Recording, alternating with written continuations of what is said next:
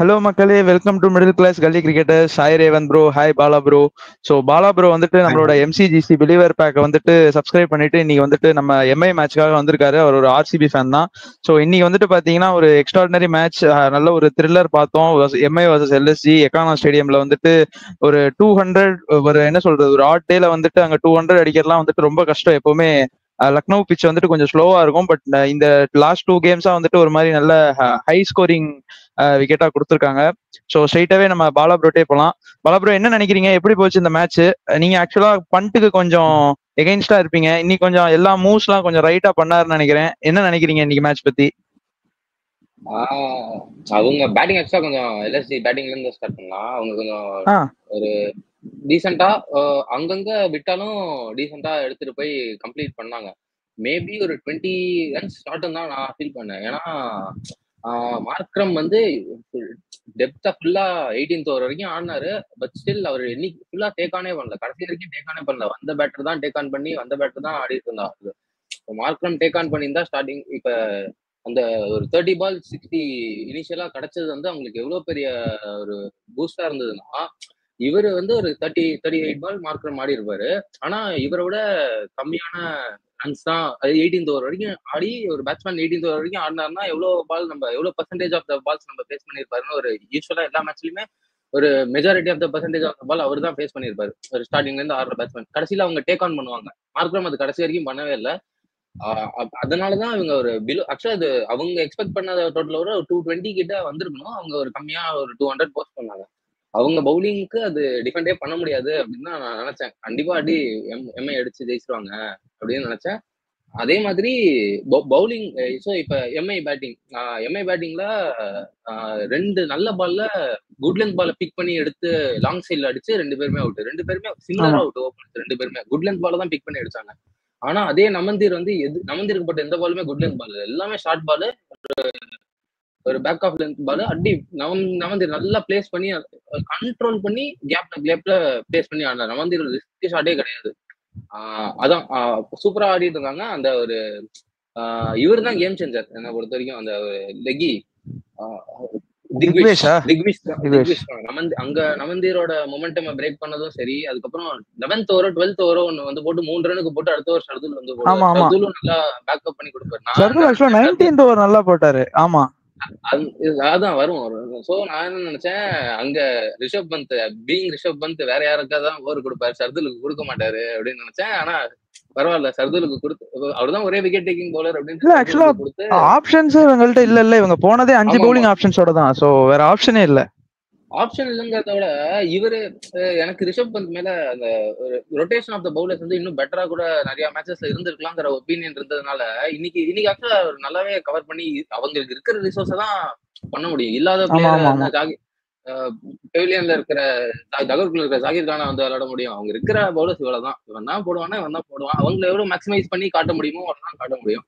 ஆனா ஆகாஷ் தீப் வந்து கொஞ்சம் எல்லாமே ஷார்ட் பாலா போட்டு, இவங்களுக்கு போட்ட அந்த குட் லென்த் பால் போடாம எல்லாமே ஷார்ட் பாலா போட்டு மேட்ச விட்டுட்டு இருந்தப்ப மிச்சம் எல்லாரும் நல்லா போட்டு கவர் பண்ணி ஒரு நல்ல பவுலிங். ஆவேஷ் கான் எல்லாம் டெத்ல super. Shardul and Avesh Khan to be precise ரொம்ப நல்லா கவர் பண்ணி ஃபாஸ்ட் பவுலிங் யார்கர் எக்ஸிகியூஷனா இருக்கட்டும், அந்த அந்த பவுண்டரிஸை நல்லா யூட்டிலைஸ் பண்ணாங்க. லாங்கர் பவுண்டரிஸை யூட்டிலைஸ் பண்ணி நல்லா ஆனாங்க. ரேவந்த், நான் உங்ககிட்ட என்ன கேட்கணும்னு நினைச்சேன்னா, திலக் வர்மா ஏன் வந்துட்டு ஒரு இன்டென்ட்டே இல்லாம மாதிரி ஆடினாரு? அவர் ஷார்ட்ஸுக்கு போன மாதிரியே தெரியல. நீங்க என்ன நினைக்கிறீங்க அதை பத்தி? நீங்களும் அப்படியே ஃபர்ஸ்ட் இன்னிங்ஸ்ல இருந்து சம்மரைஸ் பண்ணிட்டு வந்தாலும் ஓகே.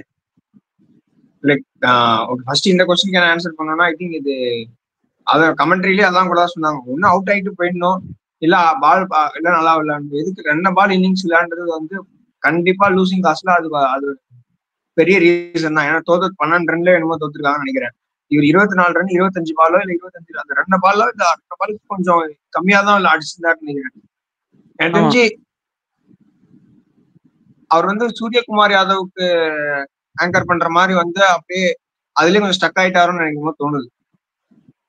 இல்ல, அந்த இடத்துல ஆங்கர் பண்ண நீடே இல்ல. 200 சேஸ் பண்றோம், அந்த இடத்துல ஆங்கர் பண்ணி நீங்க என்ன பண்ணுவீங்க?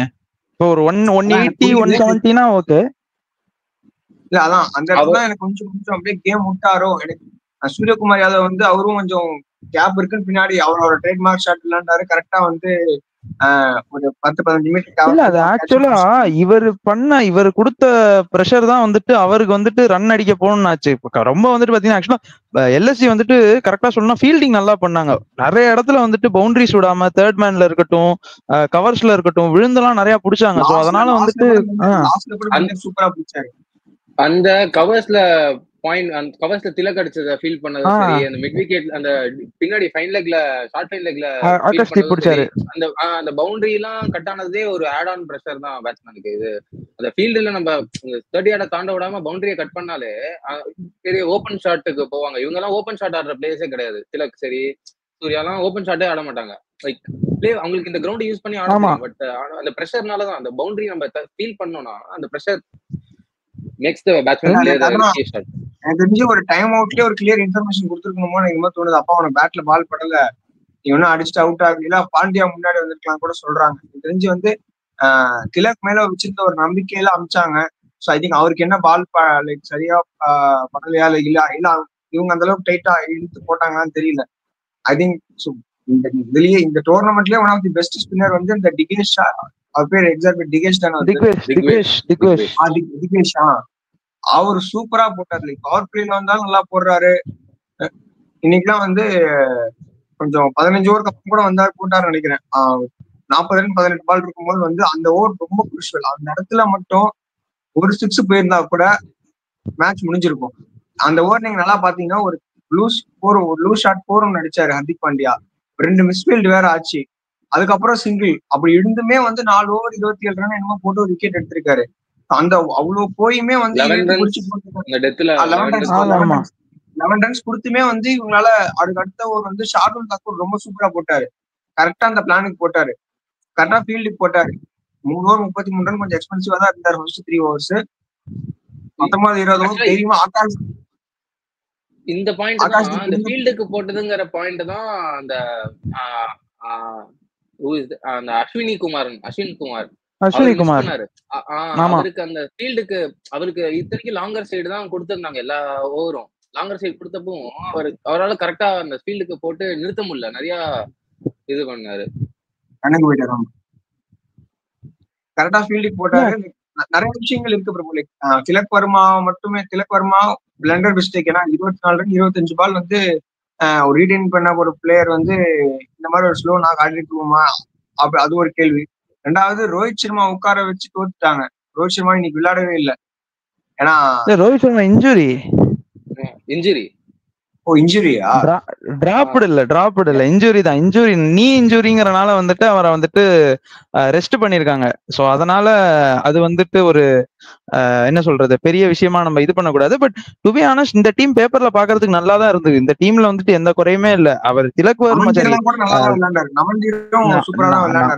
நமந்தீர் ஆக்சுவலா அந்த ஆகாஷ்தீப் ஓவரை வந்துட்டு சூப்பரா அந்த ஒரு 3-4 ஒரு 6 அடிப்பாருன்னு நினைக்கிறேன். அந்த ஓவர் ஃபுல்லா செமையா விளையாடுவார். ஆக்சுவலா கொஞ்சம் போர் பவுலிங் தான் அது ஆகாஷ்தீப் பண்றது. ஆனா அதை கேபிட்டலைஸ் பண்ணி நல்லா ஆடி இருந்தாரு. சோ அதுக்கு கிரெடிட்ஸ் கொடுக்கணும். அவர் அவுட் ஆனது ஆக்சுவலா திக்வேஷ் கிட்ட தான் அவுட் ஆனாருன்னு நினைக்கிறேன். அவர்கிட்ட போல்ட் ஆனாருன்னு நினைக்கிறேன். போட்டு அவர் ஓபன்ல க்ளோஸ் பேட்ல ஆடிறாரு. ஓபன் பேட் ஆடாம க்ளோஸ் பேட்ல கரெக்ட். ஆக்சுவலா அதுதான் டர்னிங் பாயிண்ட். அந்த ஓவர்ல போல்ட் ஆனதுக்கு அப்புறம் தான் திலக் வர்மா வந்தாரு. திலக் வர்மா வந்துட்டு அவருக்கு பேட்ல பண்ணல. பட் நீங்க என்ன நினைக்கிறீங்க? திலக் வர்மா பிக் ஷாட்ஸ்க்கு போன மாதிரியே தெரியல, ஒரு ஏரியல் ரூட் எடுத்த மாதிரியே தெரியல, ஒரு மாதிரி தள்ளி ஆடுற மாதிரி தான் இருந்தது. ரொம்ப லேட்டா வேற கூப்பிட்டாங்க அவரை. எப்ப கடைசி ஓவர்ல மயிலா ஜெயவர்தனாவா யாரோ கூப்பிட்டாங்கன்னு நினைக்கிறேன். ரொம்ப லேட்டா வேற லாஸ்ட் ஓவர் 7 பால் இருக்கப்ப மகிலா ஜெயவர்தனா கூப்பிட்டாரு. சாட்னருக்கு கண்டிப்பா 2 பால் மாட்டிருக்கும். அவர் முன்னாடியே 6 பாலுக்கு முன்னாடியே அதுக்கு முந்தின ஓவரே நீங்க கூப்பிட்டு கூட சாட்னருக்கு எனக்கு தெரிஞ்சு குறைஞ்சது ஒரு 3 பாலாச்சும் மாட்டிருக்கும். அவர் இன்னும் முன்னாடியே வந்திருந்தாருன்னா. இல்ல ஆக்சுவலா பாலா கிட்ட நான் என்ன ஒரு கொஸ்டின் கேக்குறேன்னா, இப்ப திலக் வர்மா தான் இந்த மேட்சோட டிஃபரன்ஸே இல்ல. ஆக்சுவலா டு பி ஆனஸ்ட் இது வந்துட்டு 220 போக வேண்டிய ஸ்கோரு அங்கேயே வந்துட்டு நின்றுடுச்சு. அதுவே வந்துட்டு மும்பைக்கு வந்துட்டு ஒரு ஆடட் அட்வான்டேஜ் வரும்போது வந்துட்டு நல்லா சேஸ் பண்ணலாம் வரலாம். பட் அன்பார்ச்சுனேட்லி ஓப்பனர்ஸ் ரொம்ப சீப்பா அவுட் ஆயிட்டாங்க. பட் அங்கிருந்து ஒரு நல்ல கம்பேக் நமந்திரும் ஸ்கையும் வந்துட்டு அங்கேருந்து நல்லா ரெக்கவர் பண்ணாங்க. பட் திரும்ப அந்த திலக் வர்மாவோட அந்த ஒரு நாக்கு தான் இது வந்துட்டு ரொம்ப ஹார்ஷா இருக்கும்னு நினைக்காதீங்க. பட் ஜஸ்ட் மேட்ச் பாயிண்ட்ஸ்ல பேசும்போது இதுதான் வந்துட்டு என்ன சொல்றது 2 சைடுக்கும் டிஃபரன்ஸா இருந்தது. நீங்க என்ன நினைக்கிறீங்க? நீங்க சொன்ன பாயிண்ட் மாதிரி தான். அவரு ரிஸ்கி ஷாட்டே ஆடல. எந்த ஷாட்டுமே அவரு சிங்கிள்ஸ் மட்டும்தான் ஆடிட்டே இருந்தாரு. சிங்கிள்ஸ் அப்புறம் ஒரு பவுண்டரிக்கு ட்ரை பண்ணோம். ஒரு யூஸ்வலா வந்து இந்த இனோவேட்டிவா ட்ரை பண்றது அது எதுவுமே பண்ணல. அண்ட் இந்த விக்கெட்டுக்கு ஆக்சுவலா அது அவ்வளவா நெசசிட்டியே இல்லை. ஏன்னா அவ்வளவு கேப் இருக்கும். சூர்யா அந்த சைடு ஆடுறத பார்த்தா பட்டதெல்லாம் கேப், பிளேஸ் பண்ணது எல்லாமே கேப்ல போற மாதிரி தான் இருந்தது. அண்ட் அவுட்ஃபீல்ட் அவ்வளவு ஒரு ஒரு லெக் பை 4 போனதே தெரியும். அவுட்ஃபீல்ட் வந்து எவ்வளவு வேகம் மாதிரி இருந்தது. நல்ல அவுட்ஃபீல்டு. அந்த அவுட்ஃபீல்ட்ல ஒரு டச் அண்ட் பிளே. இவர் வந்து நல்லா அதான் நீங்க சொன்ன மாதிரி அவர் எதை ட்ரையே பண்ணாத மாதிரி தான் இருந்தது. பட் அவர் ஒரு மேட்ச்ல வந்து அப்படியே எதுவுமே சொல்லிட முடியாது. இல்ல அதான் அது ஒரே மேட்ச்ல வந்து நம்ம இது பண்ண முடியாது. அவர் வந்துட்டு சம பிளேயர். சவுத் ஆப்பிரிக்காலாம் அவரோட செஞ்சுரி எல்லாம் பார்த்திருக்கோம். பட் எனக்கு என்னன்னா ஒரே ஒரு வருத்தம், விக்கெட்ஸ் இன் ஹேண்ட் இருக்கு. அடுத்து வந்துட்டு ஹர்திக் பாண்டியா இருக்காரு, சாண்ட்னர் இருக்காரு. அப்படிங்கிறப்போ கொஞ்சம் வந்துட்டு ஒரு 2 overs பிஃபோர் ஒரு 12 பால் ஆடினதுக்கு அப்புறம் ஒரு ட்ரைக்கு போயிருக்கலாமோ அப்படிங்கறதான். அது ஒண்ணுதான் குறைய தவிர்த்து மத்தபடி வேற எதுவுமே இல்ல. அண்ட் மும்பை பவுலிங் இது நான் 2 விதமா சொல்றேன். லைக் நீங்க சொன்னீங்கல்ல இந்த பேட்டிங் டெப்த் இருக்கு, நான் அட்டாக் பண்ண போறேன் அப்படின்ட்டு தான் எஸ்ஆர்எச் பண்ணாங்க. எஸ்ஆர்எச் எல்லாமே ஃபெயில் ஆனாங்க. பேட்டிங் டெப்த் எஸ்ஆர்எச் இல்ல, இது ஆக்சுவலா நேத்து நாங்க பேசணும். எஸ்ஆர்எச்ல என்னன்னா பேட்டிங் டெப்த் இருக்குன்னு எல்லாரும் போக கூடாது. ஒரு 2 விக்கெட் விழுந்திருக்கு அப்படிங்கிறப்ப அதுதான் தப்பு. அவங்க டீம்ல எல்லாமே அட்டாக் மட்டும் தான் பண்ணுவாங்க. திலக் வந்து சூர்யா அந்த சைடு அடிச்சுட்டே இருந்ததுனால திலக் வந்து ஓகே நம்ம சூர்யா இது பண்ணி ஒரு செகண்ட் ஃபீல்ட் ஆடுவோம் அப்படின்ட்டு இருந்த மாதிரி அந்த ஒரு செல்லுக்குள்ள போயிட்டு திரும்ப வெளியிலேயே வர முடியாது. போனதுக்கு அப்புறம் அவர் எக்ஸ்ப்ளோசிவா ஆனும் ட்ரை பண்றாரு. 2 நல்ல ஃபீல்டிங்ல அதுவும் கண்ட்ரோல் ஆனவன்னா பேட்ஸ்மேனுக்கு என்ன பண்றதுன்னே தெரியல. அவர் 2 ஷாட் ஆடுவாரு, ரொம்ப நல்ல ஃபீல்டிங்ல இது ஸ்கோர் போவாது. ரேவந்த், ஆக்சுவலா ஹர்திக் வந்துட்டு கொஞ்சம் பவுலிங் சேஞ்சஸ்ல வந்துட்டு இன்னைக்கு கொஞ்சம் வந்துட்டு இது பண்ணிட்டாருன்னு நினைக்கிறீங்களா? ஏன்னா போல்ட்டை வந்துட்டு முடிக்கல. போல்ட் ஒரு ஓவரை வந்துட்டு வச்சிருந்தாரு. நீங்க என்ன நினைக்கிறீங்க? ஹர்திக்கோட பவுல் சேஞ்ச், கேப்டன்சி இன்னைக்கு பவுலிங்ல எப்படி இருந்தது? மேபி ஒரு ஓவர் சாண்ட்னரை கட் பண்ணிட்டு போல்ட் கொடுத்துருந்துருக்கலாமா? யாரா இருந்தாலுமே ஃபர்ஸ்ட் வந்து இனிஷியலா போல்ட்டையும் போட்டு பொழந்துட்டாங்க, தீபக் சகரையும் போட்டு பொழந்துட்டாங்க. ஸோ ஐ திங்க் நீ இருக்கிற பெஸ்ட் ஆப்ஷன்லேயே நீ யாருக்கு நீ பாப்பனா சாண்ட்னர் இருக்கிறதுலே எல்லாரையும் போட்டு அடிச்சுட்டாங்க. விக்னேஷ் புத்தர் இந்த இதில் நல்லா போட்டார். நல்லா எடுத்து போடுறது எல்லாமே இன்டர்நேஷனல் பேட்ஸ்மேனா இருந்தாலும் நல்லா எடுத்து அவரும் போட்டாரு. அவரையும் கரெக்டா தான் யூஸ் பண்ணாரு. எனக்கு கேட்டீங்கன்னா எனக்கு தெரிஞ்சு இருக்க போல்ட்டா இருக்கட்டும் தீபக் சேகர் 2 பேரும் பவர் பிளேயர் எஃபெக்டிவான பவுலர்ஸ். ஸோ ஆனா இன்னைக்கு வந்து தீபக் சேகருக்கு வந்து பாத்தீங்கன்னா பவர் பிளேயர் ஸ்விங்கில் அவருக்கு மட்டும் ஸ்விங் கிடைக்கலன்னா அவர் பால் ஈஸியா அடிச்சிடலாம். இன்னைக்கு அதான் ஆச்சு. ஸோ எனக்கு தெரிஞ்சு பவர் பிளேயர்லயே கொஞ்சம் க்ளூலெஸ்ஸா தான் அவங்க பவுலிங் லைன் அவங்க 2 பேரும் ரன்னுக்கு போனாங்க. ஸோ எனக்கு தெரிஞ்சு ஸ்டாட்ஸ் எடுத்து பார்க்கும்போது போல்ட்டுக்கு வந்து அந்த டெத் ஓவர்ஸ் கிட்ட அந்த அளவுக்கு குட் ரெக்கார்ட்ஸ் இல்ல. இந்த சாட்னர் போட்டிருந்த டெத்ல ஆக்சுவலா ஒரு டெத்ல எப்பவுமே அவர் பவர் பிளேல 3 போடுவாரு, டாப்ல 3 போட்டு திரும்ப டெத்ல ஒரு ஓவர் போடுவாரு. அது ஆக்சுவலா டீசென்டாவே போடுவார், நல்லாவே போடுவாரு. மேபி ட்ரெஸ் பண்ணி கொடுத்துருக்கலாம் அப்படிங்கறதுதான் என்னோட ஒரு இது. அதுக்குதான் நீங்க என்ன நினைக்கிறீங்கன்னு கேக்குறேன். இல்ல இப்ப பண்ணது கரெக்ட், நீங்க ஹர்திக் பண்ணது 15 ஓவர் அந்த மிடில் ஓவர் தானே சொல்றேன். ஆமா, இல்ல 18 வந்து போடுவார் போல்ட், 18 or 19 வந்துட்டு போல்ட் போடுவாரு. இல்ல சம்டைம்ஸ் 19 or 20ல வந்துட்டு அந்த 2 ஓவர்ல ஒரு ஓவர் போடுவாரு. பட் மேபி அது கொடுத்துருக்கலாம். ஹர்திக் ஆக்சுவலா ஒரு 2 நல்லா போட்டாரு. ஹர்திக் ஒரு 2 வந்துட்டு பாத்தீங்கன்னா 5 விக்கெட் அவர் வந்துட்டு எடுத்ததே தெரியல. அவ்வளவு சூப்பரா, அவ்வளவு செம்மையா அவர் மட்டும் தனியா வேற ஏதோ பிச்சில் ஆடுற மாதிரி போட்டாரு. பட் அஸ்வினி குமாரா இருக்கட்டும், சாண்ட்னரே 4 ஓவர் 40 போயிருக்காரு. தீபக் சகர் 2 ஓவர் 23. பட் போல்ட் 3 ஓவர்ல 28 தான் போனாரு. இது ஒரு பாயிண்ட் என்னன்னா இந்த பிச்சுக்கு ஏத்த மாதிரி போட்டது இது பாண்டியா மட்டும்தான். அவர் மட்டும்தான் இந்த பிச்சுக்கு ஏத்த மாதிரி போட்டாரு. சாண்ட்னர்லாம் இன்னும் மேபி இந்த பிச்சுக்கு ஏத்த மாதிரி அந்த ஒரு லாங்கர் சைடுக்கு அழகா அதுக்கு அந்த சைடுக்கே ஆடுற மாதிரி தூக்கி தூக்கி தூக்கி நல்லா போட்டுருக்கலாம். வந்து அது அதான் ஃபீல்டுக்கு ஏத்த மாதிரி தான் விளையாடணும். அந்த மாதிரி மேபி இவர் ஜஹர் அண்ட் போல்ட்டுக்கு வந்து இனிஷியலா அந்த ஃபர்ஸ்ட் ஓவர்ல ஒரு விக்கெட் கிடைக்கலன்னா போல்ட் அந்த மேட்சே வந்து ரொம்ப மிட்டா தான் போடுவாரு. ஃபர்ஸ்ட் ஓவர் விக்கெட் எடுத்தா அந்த மேட்ச் வந்து போல்ட் வந்து ஒரு சூப்பர் ஒரு டிஃபரெண்ட் லெவல்ல இருப்பாரு. ஃபர்ஸ்ட் ஓவர் விக்கெட் லெஸ்ஸா போனாருன்னா எல்லா மேட்சுமே வந்து மிச்சம் 3 ஓவர் அடி நவுத்திடுவாங்க. ஆமா, பட் ஆனா இன்னைக்கு டீசென்ட்டா தான் போட்டாரு. இல்ல இப்ப என்ன பொறுத்த வரைக்கும் இன்னைக்கு போல்ட் கொஞ்சம் ஓகே தான், ரொம்ப கம்பேரிட்டிவ்லி அந்த பவுலிங் ஸ்டாட்ஸ் எடுத்து பார்க்கும்போது. நீங்க சொல்ற மாதிரி விக்கெட்ல அவங்களோட நேச்சுரல் ஃப்ளோக்கு ஏத்த மாதிரி ஒண்ணுமே இல்ல. ஒரு சஹருக்கோ சரி போல்ட்டுக்கோ சரி அதுக்கு அடாப்ட் பண்ணி அவங்க வந்து அந்த குட் லென்த் பால் நிறைய போட்டு அந்த மாதிரி இவங்க பண்ண மாதிரி நல்லா போட்டிருந்தாங்கன்னா அந்த ஒரு டிஃபரன்ஸ் இருந்திருக்கும். ஹர்திக் நல்லா அதான் அவரால் 130+ போட முடியும். ஆனா நல்லா ஸ்லோவரா போட்டு நல்லா அந்த பவுன்சர் நல்லா இது போட்டு பண்ணாரு. லாஸ்ட் சீன்ஸ் பாத்திருப்பீங்க. ஜஸ்டின் லாங்கர் போயிட்டு பிச் கியூரேட்டர்ஸ் எல்லாம் போயிட்டு கட்டி பிடிச்சாரு. போன வாட்டி வந்துட்டு ஜஹீர் வேற வந்துட்டு பிரஸ் கான்ஃபரன்ஸ்ல வந்துட்டு பஞ்சாப் கியூரேட்டர் வந்துட்டு பிச்சை வந்துட்டு மாத்திட்டாரு அப்படின்ட்டு ஒரு பிளேம் எல்லாம் பண்ணாங்க. But it was not good. அதை பத்தி நீங்க 2 பேரும் என்ன நினைக்கிறீங்க? ரேவந்தே ஃபர்ஸ்ட் சொல்லுங்க, இந்த மேட்சுக்கு என்ன நினைப்பாங்க? இப்போ உங்க மைண்ட் செட் எப்படி இருக்கும் இந்த பிச்சோட கண்டிஷன்ஸ் எல்லாம் பார்க்கும்போது? ஃபேவரிங்கா இருந்திருக்கா இல்ல? எனக்கு என்ன தோணுதுன்னா, இதுக்கு வந்து நான் ஒரே ஒரு எக்ஸாம்பிளோட ஹைலைட் பண்றேன். சோ இன்னைக்கு வந்து பிளெமிங்கா இருக்கட்டும், இல்ல பிளெமிங் சார் வந்து ஒரு சைடு இருக்கட்டும். ஏன்னா ஹோம் அட்வான்டேஜ் எங்களுக்கு எப்படி பிஹேவ் பண்ணுன்னு தெரியல, கொஞ்சம் கன்ஃபியூஸ் ஆயிட்டோம். நாங்க ஒரு பிளான்ல வந்திருப்போம், அங்க விக்கெட் ஒரு மாதிரி பிஹேவ் பண்ணுதுன்னா அது வந்து குவைட் காமன் ரீசன் தான் வந்து. இவர் ஜஹீர் கான் சொன்னது வந்து பஞ்சாப் கியூரேட் அவர் மாத்திட்டாரு, அதை சொல்லிட்டு ஏத்துக்க முடியாது. ரெண்டாவது என்னன்னா, அவங்க வந்து ஒரு பிளானுக்கு போறாங்க. எல்லா டீமுமே வந்து ஒரு அவங்க ஹோம் கிரவுண்டை வச்சுதான் ஸ்குவாட் எடுப்பாங்க. அந்த ஆக்ஷன் எடுக்கிறது ஹோம் அட்வான்டேஜ் வச்சுதான் அவங்க வந்து பிட்ச் ரெடி அவங்க வந்து அவங்க டீம் எடுப்பாங்க.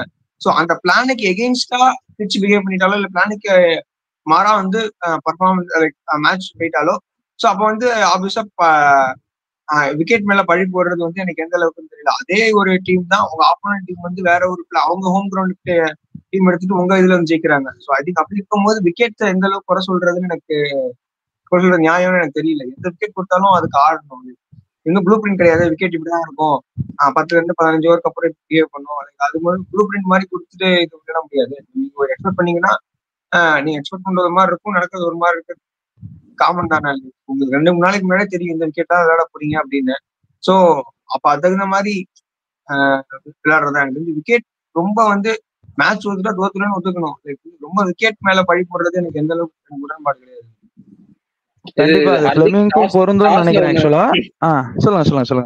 டாஸ்ல ஹர்திக் மென்ஷன் பண்ணிருவாரு, இது வந்து நீங்க வந்து பிளாக் சாயில்ல இன்னைக்கு ஆடுறீங்க அப்படின்னா இது டிஃபரன்ஸே இருக்காது. ஒரு டீம் எங்க கொடுத்தாலும் நல்லா விளையாடணும், இது எங்க ஆடுறோம் அப்படிங்கறதுலாம் இல்ல. It's ultimately what is the players doing, அதுதான். அந்த மாதிரி ஒரு சூப்பரா சொல்லிடுவாரு. நம்ம விளையாடுறோம் இல்ல எங்க கொடுத்தாலும் விளையாடணும், அதான் ஒரு சாம்பியன் டீம் அப்படிங்கிற மாதிரி. அதெல்லாம் வந்து ரொம்ப விக்கெட் மேலாம் நம்ம அவனும் அதே விக்கெட்ல தான் ஆடுறான், ஆப்போனன்ட்டும் அதே விக்கெட்ல தான் ஆடுறான். ஸோ லாஸ்டா வந்துட்டு ஒரே ஒரு கொஸ்டின். இப்ப வந்துட்டு இதான் வந்துட்டு டாக் ஆஃப் த டவுனாவே இருக்கு. சீகாவோட வீடியோல வந்துட்டு ஒருத்தர் வந்துட்டு பிளேயர் ஸ்ட்ரென்த்துக்கு ஆடுறதா டீம் ஸ்ட்ரென்த்துக்கு போறதா இல்ல கண்டிஷன்ஸுக்கு ஏத்த மாதிரி அடாப்ட் ஆகி ஆடுறதா எது பெட்டர் அப்படின்னு கேட்டப்போ வந்துட்டு சீகா வந்துட்டு ஒரு ஆன்சர் கொடுத்திருந்தாரு. அது மேபி எத்தனை பேர் பாத்தீங்கன்னு தெரியல, பட் அதை நான் கோட் பண்ண விரும்பல. நீங்க என்ன நினைக்கிறீங்க? டீம் ஸ்ட்ரென்த்துக்கு ஆடுறது பெட்டரா இல்ல கண்டிஷன்ஸை பார்த்து அதுக்கு ஏற்ற மாதிரி ஆடுறது பெட்டரா? ஃபர்ஸ்ட் பாலா நீங்க சொல்லுங்க, செகண்ட் ரேவந்த் நீங்க சொல்லுங்க. ஆக்சுவலா இது ரெண்டுமே கொஞ்சம் லைக் சேர்ந்துதான் வரும். கண்டிஷன்ஸை வச்சு டீம் இன்னும் ஸ்ட்ரென்தன் ஆகும். ஆனா கண்டிஷன்ஸை மட்டும் டிபெண்ட் ஆகி இருக்கக்கூடாது. 7 மேட்ச் இங்க ஹோம்ல ஆடுறோம், 7 தான் மேஜர் அப்படின்ட்டு நம்ம மிச்சம் 7 விட முடியாதுல்ல.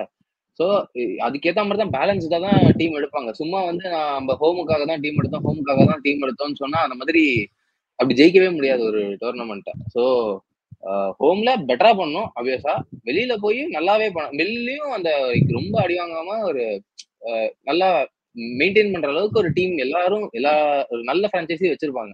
நல்ல பிரான்ச்சைசி அதுக்கேற்ற மாதிரி தான் பில்ட் பண்ணுவாங்க. ஸோ டீம் அவங்களோட ஒவ்வொரு டீமுக்கும் அவங்களோட பிளேயிங் ஸ்டைல் ஒன்று இருக்கும். இப்ப வந்து நான் இந்த மார்ஜினுக்கு ஏற்ற மாதிரி தான் ஆடுவேன், நான் எல்லா அவன் வந்தாலும் நான் எக்ஸ்ப்ளோசிவா தான் ஆடுவேன். ஸோ அதுதான்.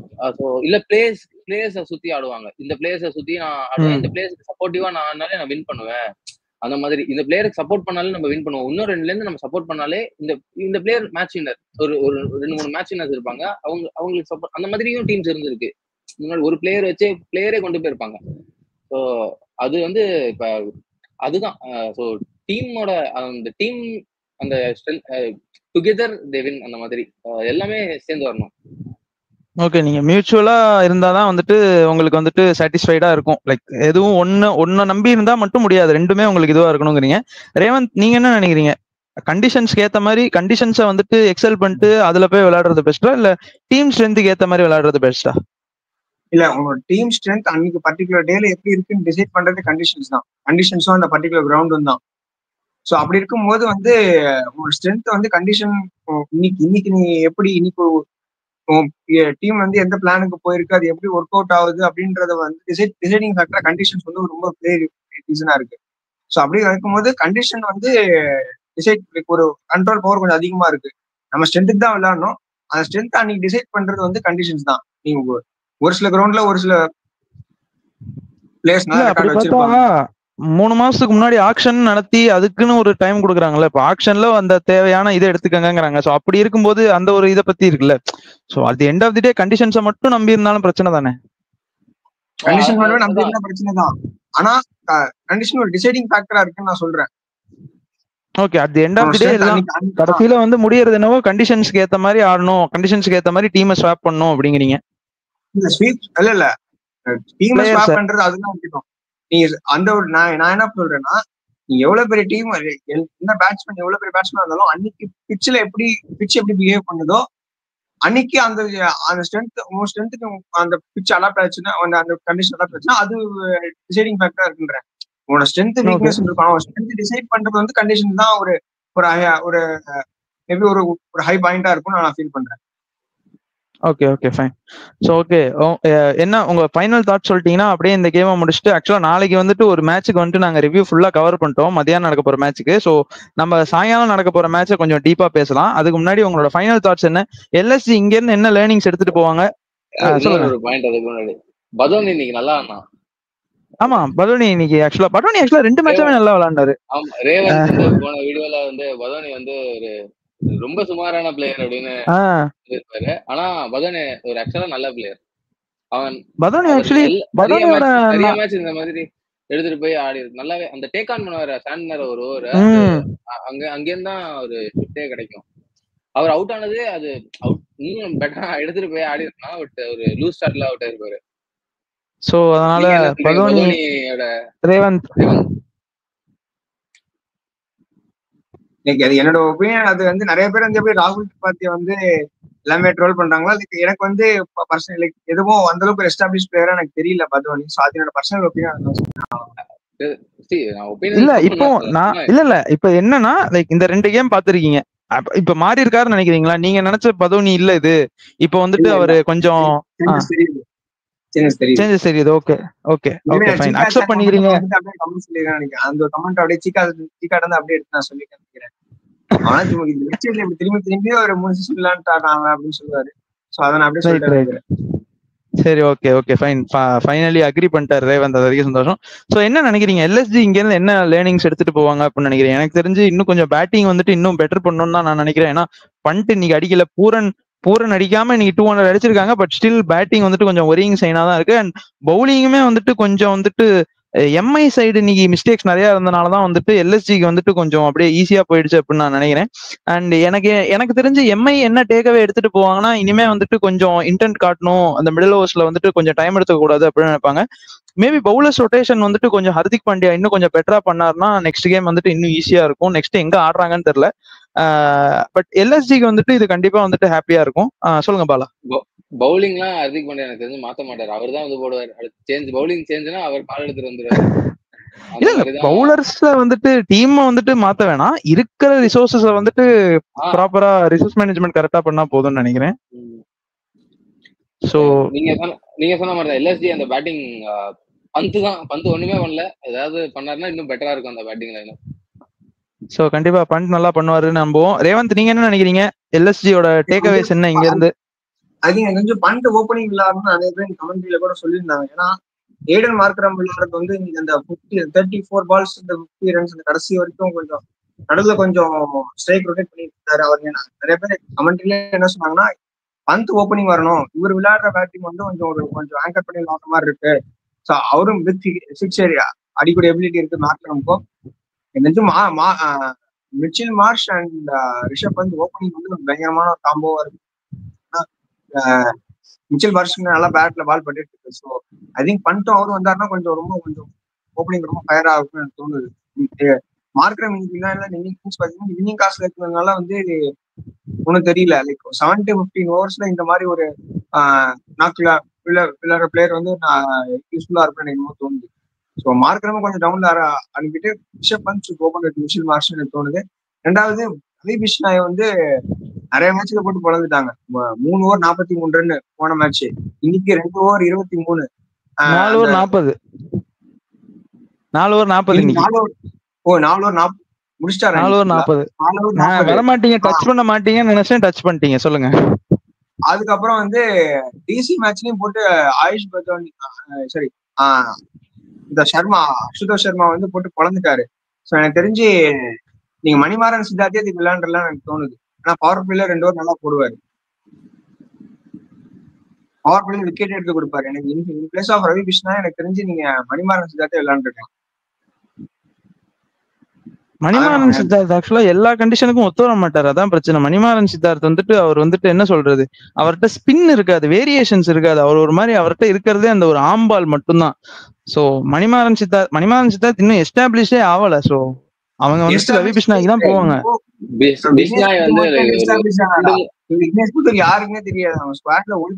ஐயோ அப்படி அந்த மீன்ல சொல்ல, ரவி பிஷ்னாய் அவங்க ரீடைன் பண்ணிருக்காங்க. ரவி பிஷ்னாய் மேல அவங்க ஃபெய்த் வைக்கிறாங்கிறேன். அவங்கள டிராப் பண்ணிட்டு நீங்க வந்துட்டு இப்ப டிராப் பண்ணணும்னா ஒரு திக்வேஷ டிராப் பண்ணிட்டு தான் நீங்க மணிமாறன் சித்தார்த் எடுத்துட்டு வரணும். அதான் ஒரே ஆப்ஷன் உங்களுக்கு.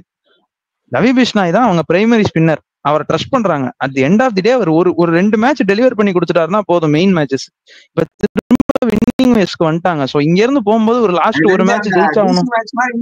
பல மேட்ச் பல ரன்கள் கொடுப்பாருன்றதுல எனக்கு அது மேல நிறைய நம்பிக்கை இருக்கு. டிசி மேட்ச் மாதிரி உங்களுக்கு ஒரு மேட்ச் தான் நடக்கும். 66க்கு 5ல இருந்து ஒரு டீம் சேஸ் பண்றதுலாம் என்னைக்காவது ஒரு நாள் ஒன்ஸ் இன் ப்ளூ மூன் தான் நடக்கும். சோ அந்த ஒரு மேட்ச்ல வந்து இவரு பயங்கரமா எக்ஸ்பென்சிவா இருந்திருக்காரு. இவரு ஷபாஸ் அகமதியும் போட்டு பொளந்துட்டாங்க. போன மேட்ச் 3 ஓவர் 43 ரன், இந்த மேட்ச் 4 ஓவர் 40 ரன். நீங்க அஸ்வின் பவர் பிளேல ஒரு ஓவர் ரன் கொடுத்தது மட்டும் எல்லாருமே அஸ்வின் டிராப் பண்ணுங்கன்னு சொல்றீங்க. இதை பத்தி எக்ஸ்பீரியன்ஸ் என்ன, ரவி பிஷ்னா எக்ஸ்பீரியன்ஸ் என்ன? எக்ஸ்பீரியன்ஸ்லாம் இல்ல. எல்லாம் ஐபிஎல் விளையாடும் போது ரீடைன் பிளேயர்ல இவரு. சரி, ஓகே. வந்து அவங்க ஆட வைக்கிறதுக்கு காரணமே அவருக்கு அந்த எபிலிட்டி இருக்கு. விக்கெட் எங்க கொடுத்தாலும் அந்த விக்கெட் எடுக்கிறதுக்கு எபிலிட்டி. இங்க மேட்சப்பே சூர்யாவை அத்தனை டைம் அவுட் ஆகியிருக்காரு. மும்பையோட எல்லா பேட்ஸ்மேனோட மேட்சப்பே பிஷ்னாய்க்கு அதிகமா இருக்கு. பிஷ்னாய் தான் வின் பண்ணிருக்காரு எல்லா மேட்சப்பும். இன்னைக்குதான் நல்லா போடல மும்பைக்கு அகேன்ஸ்ட். அவரோட அந்த கூகுளிஸ் எல்லாமே விழ ஆரம்பிச்சதுன்னா கரெக்டா நல்லா அந்த திரும்ப அவர் மேல கிரிட்டிக்ஸ் இருக்குதான். கூகுளி மட்டும் தான் போடுறாருன்னு. பட் அந்த கூகுளில அவருக்கு விக்கெட் பர்ச்சேஸ் நிறைய இருக்கு. ஒரு காலத்துல பியூஷ் சாவ்லாவே இப்படிதான் சொல்லிட்டு இருந்தாங்க. பட் பியூஷ் சாவ்லாட்ட விக்கெட் பர்ச்சேஸ் நிறைய இருக்காது. பட் ரவி பிஷ்னாய் கிட்ட அந்த எஃபெக்டிவ் இருக்கிறனாலதான் வந்துட்டு எல்எஸ்ஜி ஃபர்ஸ்ட் வந்தப்பே வந்துட்டு ஆக்சுவலா ரவி பிஷ்னாய், ராகுல் அண்ட் ஸ்டாய்னிஸ் தான் எடுத்தாங்கன்னு நினைக்கிறேன். அந்த ஒரு இதுல இருந்து டிராஃப்ட் பிக் மாதிரி இவங்க 3 பேர் தான் எடுத்தாங்க. So has the ability. So கண்டிப்பா அடுத்த மேட்ச் டெலிவர் பண்ணுவாரு நான் நம்புறேன். பாலாட்ட லாஸ்டா ஒரே ஒரு கொஸ்டின். பண்ட் மேபி பவர் பிளேல இறங்கினாருன்னா கொஞ்சம் அவருக்கு அந்த ஒரு லக்ஸரி கிடைக்குமோ, போயிட்டு சுத்தலாம், 2 ஃபீல்டர் தான் வெளில இருப்பாருன்ட்டு. இல்ல நீங்க என்ன நினைக்கிறீங்க? அவர்லாம் அழகா சர்க்கிள்குள்ள கேட்ச் கொடுத்து அவுட் ஆகுறாரு. மேல போகும்போது அந்த ஒரு பவுன்ஸ் அவர் எடுக்கணும்னா அந்த பவுன்ஸ் போட்டு சர்க்கிள்குள்ள கேட்ச் கொடுத்து எடுத்துருவாங்க பவர் பிளேயர்லாம்.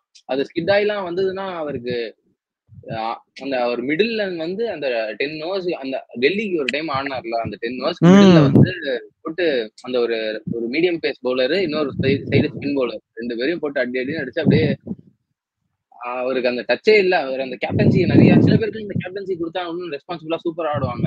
இப்ப ஹர்திக்கே வந்து எல்லாமே அவரே பண்ணி நல்லா பண்ணுவாரு. ஆனா பந்துக்கு மேபி அந்த கேப்டன்சி பிரஷர் நிறைய. இந்த ஒரு அவர் எப்ப கேப்டன் ஆனாரோ அதுல இருந்தே அவரோட பெர்ஃபார்மன்ஸ் நல்ல டிப் இருக்கு. மேபி ஒரு season Shreyas Iyer half the season captaincy பண்ணிட்டு பிரேக்ல போயிட்டு வரப்ப இன்ஜுரி, அந்த 2 ஹாஃப் இன்ஜுரினால அவர் இன்னும் ஹாஃப் ஆட மாட்டாரு. இன்ஜுரினால ஆடாததுனால பந்த் கேப்டன் அவர் அதுல இருந்தே அவரோட பெர்ஃபார்மன்ஸ்ல டிப் இருக்கு. பெருசா ஒரு குரூசியல் மேட்ச் பெர்ஃபார்ம் பண்றது அவர் அந்த நோன் ரிஷப் பந்த் இல்ல. இந்தியாக்கான மீன்வெயில் இந்தியாவுக்கு நல்ல பெர்ஃபார்ம் பண்ணிட்டு தான் இருந்தாரு. பட் ஆனா அது டெஸ்ட் மேட்ச் தான். ஒரு T20 பிளேயரா வந்துட்டு இப்ப அப்படியே ஒரு டெஸ்ட் பிளேயரா மாறிட்டாரு. இப்ப டெஸ்ட்ல நல்ல எஃபெக்டிவா இருக்காரு. அந்த டெஸ்ட்ல இருக்கிற எஃபெக்டிவ்னஸ் வந்துட்டு T20க்கு காட்ட முடியல. இந்தியாக்கே எடுத்துக்கோங்களேன், இந்தியாக்கே வந்துட்டு அவரால் அந்த ஒரு ஃபார்மை வந்துட்டு ரெப்ளிகேட் பண்ண முடியல. பட் ஹோப்ஃபுல்லி அவர் கம்பேக் கொடுப்பானோ, கம்பேக் கொடுத்தே ஆகணும். அது வந்து ரொம்ப பெரிய விஷயம் தான். அந்த திரும்ப புவி அடிச்ச மாதிரி எல்லாம் அடிச்சாருன்னா. ஆமா இந்த புவி எல்லாம் வந்துட்டு இந்த ரிவர்ஸ் ரேம்ப் எல்லாம் ஆடுவாரு, தேர்ட் மேன்ல அடிப்பாரு. பட் அன்பார்ச்சுனேட்லி என்ன சொல்றது, மேபி அந்த பிரைஸ் டேகோட ப்ரெஷரும் இருக்கும். 27 கோடி போட்டு வாங்கிட்டாங்க. So you have to deliver சம்திங்கிற மாதிரி இருக்கும். பட் ஹோப்ஃபுல்லி பார்ப்போம். போவோம். இப்ப நெக்ஸ்ட் மேட்சுக்கு போவோம். சிஎஸ்கே டிசி வந்து நான் கடைசியா கொண்டு வரேன்.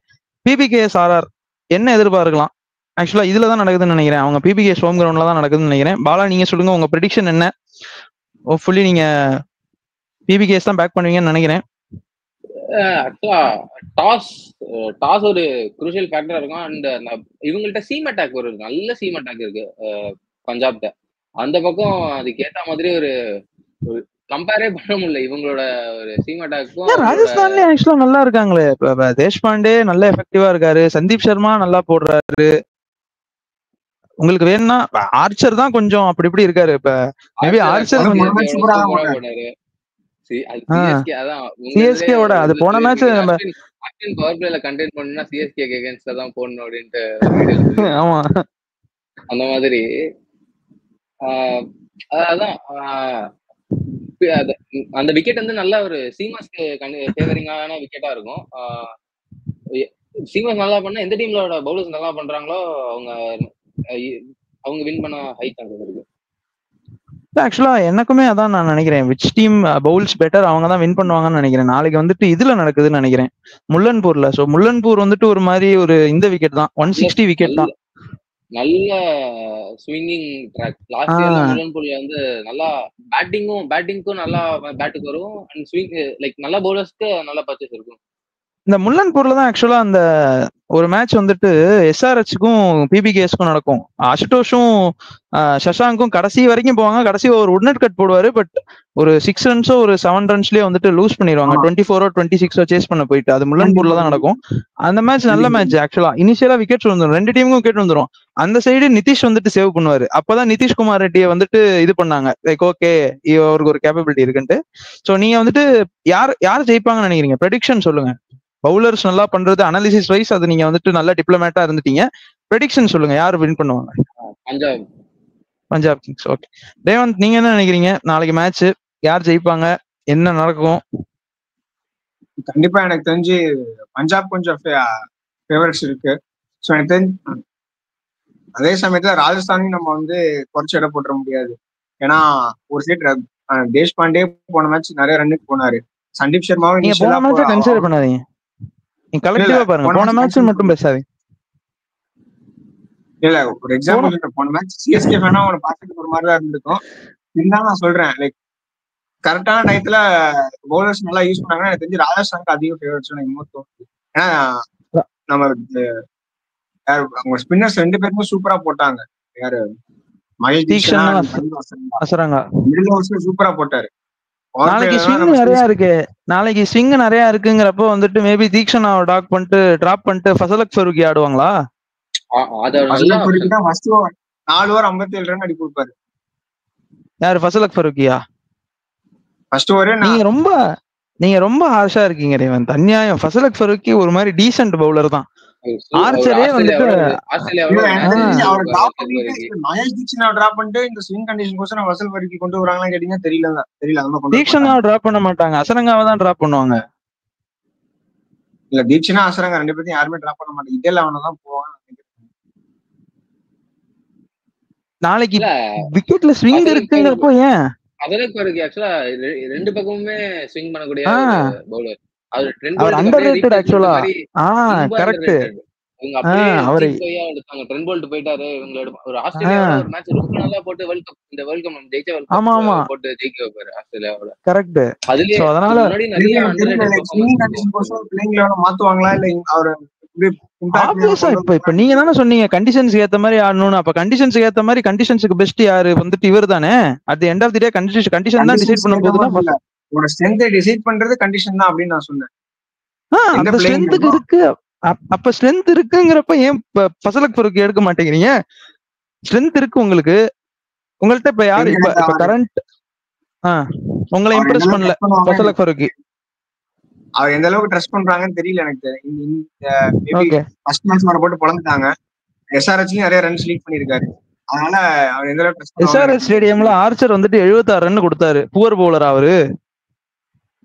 அதுக்கு அடுத்த மேட்ச் தான் அவர் போட்டு பொளந்தாங்க. அடுத்த மேட்ச் சிஎஸ்கேவோட நல்லா தான் போட்டாரு. நீங்க வந்துட்டு அது ஒரு மேட்ச் சாம்பிள் சைஸ் கம்மியா வச்சு இப்ப ரொம்ப நீங்க வந்துட்டு ஹார்ஷா இருக்கீங்க. உங்களுக்கு கண்டிப்பா இந்த சீசனுக்குள்ள ரவி பிஷ்னாய் வந்துட்டு பர்பிள் கேப் லிஸ்ட்ல வருவாரு. ஃபசலக் ஃபரூகி வந்துட்டு நாளைக்கு வந்து நல்லா போட்டு உங்களுக்கு வந்துட்டு இது கொடுக்க போறாரு பாருங்க. டெபியூட் சீசன்ல பிஷ்னாய் பர்பிள் கேப் ஹோல்டரா ஆமா நிறைய மேட்சஸ் இருந்தாருல்ல. ஆமா ஆமா ஆமா நிறைய போல்ட் எல்பி சரி. எல்லாம். இப்ப நீங்க என்ன, நீங்க ராஜஸ்தானுக்கு போறீங்க அப்படிதானே? நாளைக்கு ராஜஸ்தான் வின்னுக்கு போறீங்க நீங்க. Right, okay. நாளைக்கு நான் வந்துட்டு ஆக்சுவலா நானுமே பிபி கேஸ்ட் தான் போறேன். கம்பேரிட்டிவ்லி பேட்டிங் வந்துட்டு பிபி கேஸ்ட் ஆக்சுவலா பெட்டரா இருக்கு. ஈவன் நேகல் வதேராவோட அடிஷன்லாம் வந்துட்டு போன மேட்ச் பார்த்தோம், இம்பாக்ட் பிளேயரா வந்துட்டு சூப்பரா இருந்தாரு, ரொம்ப எலிகன்ஸா இருந்தது அவரை பாக்குறதுக்கு. ஸோ கண்டிப்பா நாளைக்கு வந்துட்டு பேட்டிங்கும் பவுலிங்கும் ரெண்டுத்துலயுமே வந்துட்டு பெட்டரா இருக்காங்க. And Shreyas Iyer as a கேப்டனா இந்த சீசன் இன்னும் நல்லா பண்றாரு. கேகேஆருக்கு எங்க விட்டுட்டு வந்தாரோ அங்க ஆக்சுவலா பேட்டிங் கொஞ்சம் ப்ராப்பரா ஆடலன்ட்டு அவர் மேல கிரிட்டிக்ஸ் நிறைய இருந்ததுன்னு சொல்றப்ப இந்த பேனலிஸ்ட்ல இருக்க ஒருத்தர் தான் ரொம்ப வந்துட்டு கிரிட்டிக் வச்சாரு. அவர் வந்துட்டு பேட்டிங் ஒழுங்கா விளையாடலன்னா கேப்டன்சியே கிடையாது அப்படின்ட்டு. இந்த சீசன் அதையும் இம்ப்ரூவ் பண்ணிட்டு வந்துட்டு சூப்பரா பேட்டிங்கும் பண்ணிட்டு இருக்காரு. ஸோ அப்படி இருக்கும்போது கண்டிப்பா நாளைக்கு வந்துட்டு நான் பிபிகேஸ்க்கு தான் வந்துட்டு ஒரு எட்ஜ் கொடுப்பேன். இப்ப அடுத்து வருவோம். அடுத்து மெயின் மேட்ச் இதுதான். இதுல வந்துட்டு நிறைய ஸ்பெகுலேஷன்ஸ்லாம் இருக்கு. அதை பத்தி நிறைய பேசி அதுக்கெல்லாம் தனியா வீடியோ போட்டோம். நாளைக்கு வந்துட்டு ருத்து அவைலபிள் இல்ல, டவுட் தான். ஸோ மேபி வந்து MS going to take over the captaincy for that only match அப்படிங்கிற மாதிரி சொல்றாங்க. பட் அபார்ட் ஃப்ரம் தட் ஃப்ராங்கா சொல்லுங்க, சிஎஸ்கே டிசி ப்ரெடிக்ஷன்ஸ். ரேவந்த் நீங்க ஸ்டார்ட் பண்ணுங்க. சிஎஸ்கே டிசி தான். Okay okay okay, easy DC. Okay, நீங்க சொல்லுங்க பாலா, என்ன நினைக்கிறீங்க? ஏதாவது ஸ்லைட் டச் கொடுப்பீங்களா? என்ன ஒரே தோனியோட கேப்டன்சில ஸ்பின்னர்ஸ் அதான் அவங்க ஒரு சான்ஸ். நான் என்ன நினைக்கிறேன்னா ஃபர்ஸ்ட் பேட்டிங் சிஎஸ்கே ஆடி ஒரு 180 போஸ்ட் பண்ணி ஸ்பின்னர்ஸ் முடியுமா? இது ஒரு நல்ல கேள்வி. சரி, இதெல்லாம் அந்த பிளேயருக்கு இப்ப நமக்கு தெரியுமா இந்த பிளேயர் இப்படி டப்புன்னு இன்னைக்கு அடிப்பா அப்படின்ட்டு அத திரும்ப இவங்க பேக் பண்ணுவாங்க. திருப்பாத்தி தான் கண்டிப்பா ஆடுவாரு எனக்கு தெரிஞ்சு. திருப்பாத்தி ஆடி அந்த ஒரு நல்ல ஸ்டார்ட் கிடைச்சதுன்னா மேபி அவங்க அதான் அந்த டார்கெட் செட் பண்ணிட்டாங்கன்னா அஸ்வின் 100 வச்சுதான் 100 சுத்தி தான் விளையாடணும். டெத்ல 10 ரன் சுத்தி விளையாடணும். அவ்வளவுதான், இந்த 2 பவுலர்ஸ் தான். ஆனா எனக்கு தெரிஞ்ச டிசி தான் ஜெயிச்சிருவாங்க. இது நடக்காது, ரொம்ப கம்மி சான்சஸ் தான். ஆனா டிசி ஜெயிக்க எல்லா விதமாவும் நல்ல சான்ஸ் இருக்கு. பவுலிங் நல்ல பவுலிங், ஃபாஸ்ட் பவுலிங் நல்ல ஃபாஸ்ட் பவுலிங் இருக்கு, நல்ல ஸ்பின் அட்டாக் இருக்கு, நல்ல பேட்டிங்கும் இருக்கு. ஆமா, டூப்ளசிஸ் இருக்காரு பேட்டிங்கு. உங்களுக்கு டாப்ல இன்னும் ஃபேசர் மேக்கருக்கு வேற ஒரு ஃபயர் பவர் கொடுக்குறாரு. அட் தி எண்ட்ல வேற வந்துட்டு அசுதோஷ் சர்மா மாதிரி ஒரு ஹிட்டரை வச்சிருக்காங்க. அதுக்கு கீழே பவுலிங் வந்துட்டு பாத்தீங்கன்னா மிச்சல் ஸ்டார்க்கு, முகேஷ் குமார், குல்தீப் யாதவுக்கு வந்துட்டு சேப்பாக்ல வந்துட்டு செமையா விக்கெட் பர்ச்சேஸ் இருக்கும். நூர் அகமதே நல்லா போடுறாரு அப்படிங்கிறப்போ குல்தீப் யாதவுக்கும் ஈக்குவலா ஒரு இது இருக்கும். ஸோ அப்படி இருக்கும்போது எனக்குமே வந்துட்டு நான் ஆக்சுவலா ஒரு 2-3 சேஞ்ச் சொல்லியிருந்தேன் சிஎஸ்கே ப்ரிவியூல. ஒரு அன்சுல் கம்போஜ் எடுத்துட்டு வந்தாங்கன்னா, ஏன்னா உங்களுக்கு நியூ பால் ஷேர் பண்ற பவுலரே இல்ல, ஒரு பவுலிங் ஆல்ரவுண்டர் பேட்டிங் ஆல்ரவுண்டர் கொடுத்துட்டு இருக்கீங்க.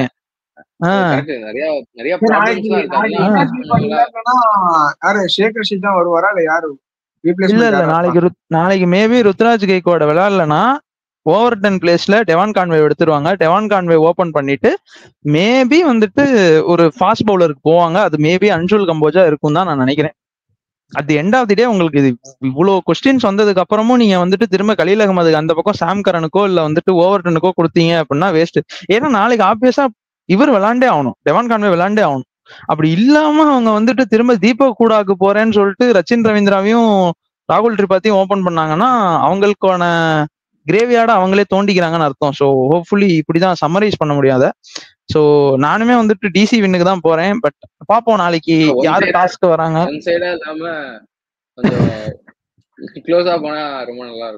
நல்லா இருக்கும். பட் அது ஒன் சைடா போனா யாருக்கு போகணும்னு தெரியும், க்ளோஸா போனா யாருக்கு மேட்ச் போகணும்னு தெரியும். ஸோ அதனால அதையும் நாங்க வந்துட்டு ரொம்ப அப்படியே இது பண்ணி சொல்ல விரும்பல. ஸோ கண்டிப்பா நாளைக்கு வந்துட்டு டிசி வின்னா இருக்கும். கஷ்டமா இருக்காது சிஎஸ்கே ஃபேனா இதை வந்துட்டு சொல்றதுக்கு. பட் டு பி ஆனஸ்ட் இந்த சீசன் வந்துட்டு சிஎஸ்கே வந்துட்டு ரொம்ப பூரா பண்ணிருக்காங்க அண்ட் அதுக்கான ரிசல்ட்ஸ் தான் வந்துட்டு இருக்கு.